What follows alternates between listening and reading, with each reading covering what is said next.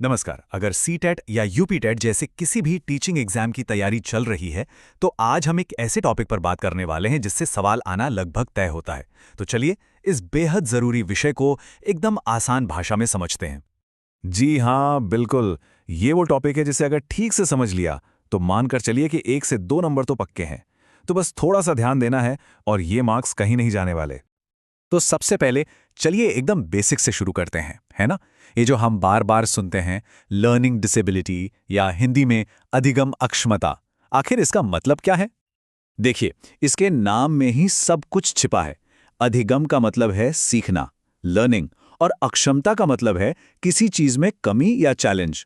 तो जब सीखने की प्रोसेस में कोई मुश्किल आए, कोई चुनौती आए, बस उसी को लर्निंग डिसेबिलिटी कहते हैं। सिंपल, कोई भारी भरकम डेफिनेशन याद करने की जरूरत ही नहीं है। ठीक है, तो अब जब हमें बेसिक पता चल गया है तो चलिए उन डिसेबिलिटीज की बात करते हैं जो एग्जाम्स में सबसे ज्यादा आती हैं, और शुरुआत करेंगे पढ़ने और लिखने से जुड़ी प्रॉब्लम से। इसमें सबसे पहला और शायद सबसे ज्यादा सुना हुआ नाम है डिसलेक्सिया। तो डिसलेक्सिया का सीधा सीधा कनेक्शन है पढ़ने से, मतलब रीडिंग से। इसमें होता क्या है कि बच्चे को शब्द पढ़ने में दिक्कत होती है। एक बहुत कॉमन एग्जाम्पल है जैसे 100 को वॉज पढ़ना, मतलब अक्षर जैसे उल्टे दिखाई दे रहे हों। अब इसको याद कैसे रखें?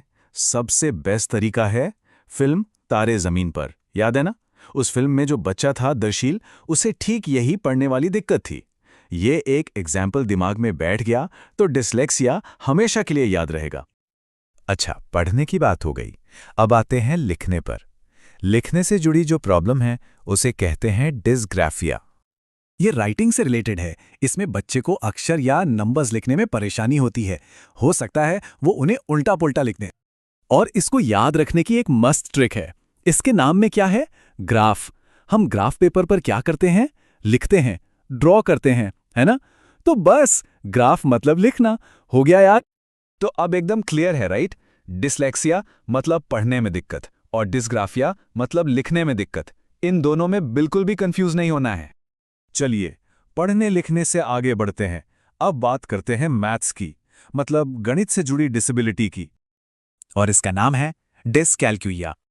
जैसा कि नाम से थोड़ा थोड़ा अंदाजा लग रहा होगा, ये मैथ्स से जुड़ी प्रॉब्लम है। मतलब जब किसी को कैलकुलेशंस करने में, जोड़ घटाने में या नंबर्स को समझने में ही मुश्किल हो तो उसे डिसकैल्कुलिया कहते हैं।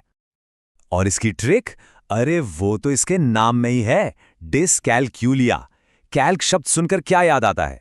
कैलकुलेटर। और कैलकुलेटर का काम क्या है? कैलकुलेशन करना। बस हो गया काम। कितना आसान है ना। तो ये 3 तो हो गए सबसे मेन, लेकिन इनके अलावा भी कुछ और हैं जिनसे कभी कभी सवाल बन जाते हैं। तो क्यों कोई रिस्क लेना, चलिए फटाफट उन पर भी एक नजर डाल लेते हैं। ओके, तो अगले 3 नाम हैं डिस्मॉर्फिया, डिस्फेजिया और डिस्प्रेक्सिया। सुनने में थोड़े भारी लग सकते हैं, पर ट्रस्ट मी ये बहुत सिंपल है। चलिए एक एक करके देखते हैं। पहला डिस्मॉर्फिया। इसमें मॉर्फ शब्द का मतलब होता है शेप या रूप।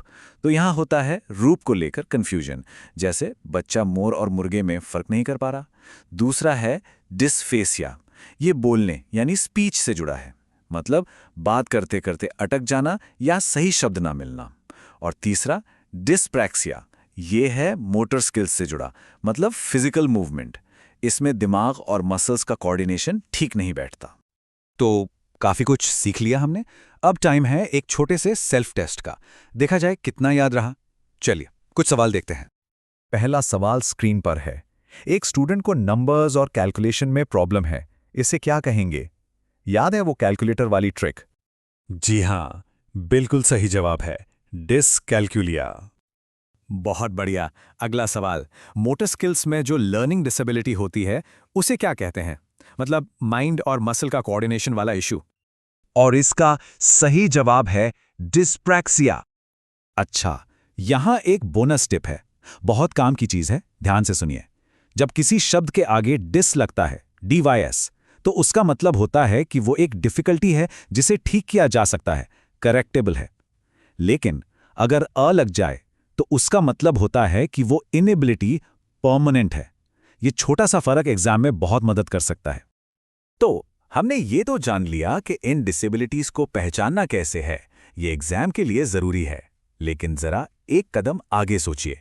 एक टीचर होने के नाते इन साइंस को पहचानने के बाद हमारा अगला कदम क्या होना चाहिए?